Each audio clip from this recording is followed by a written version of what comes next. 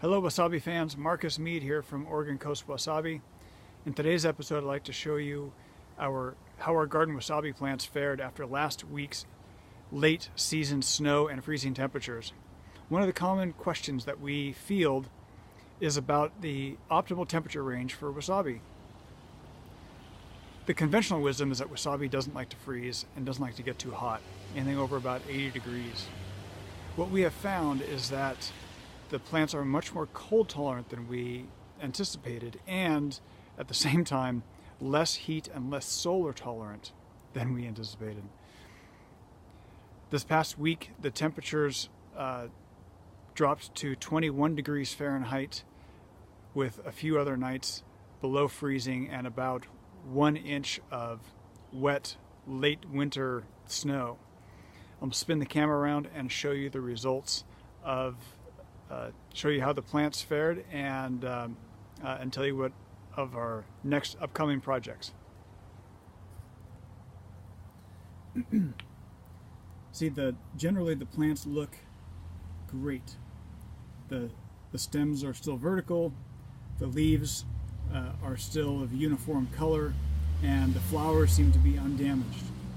There are a few leaves that have a bit of freeze damage. You can see that this area here on this leaf is darker color. It looks like a bruise, and that's what frost damage looks like on a wasabi leaf.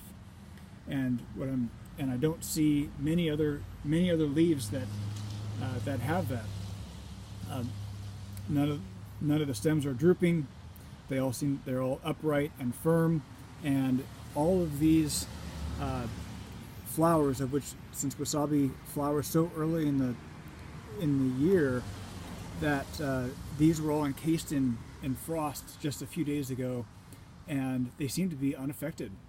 All the flowers are still firm and open, and the petals are still intact, and the plants look really healthy.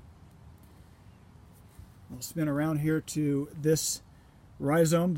If this rhizome was frost damaged, it would look similar. It would have a dark bruising just like that leaf, and I don't see that. The color on this is still uniform, and the rhizome is still upright. It's just simply growing slightly to the side. That happens, but everything about that plant looks to be still nice and healthy, regardless of the temperatures.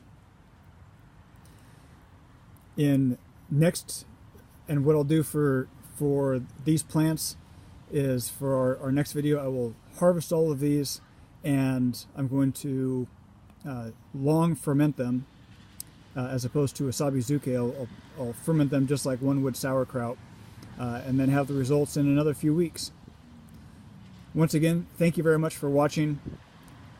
Thank you for your interest, and if you have wasabi growing in your garden and it froze last week, I hope that your plants are looking just as healthy as these. Thanks again.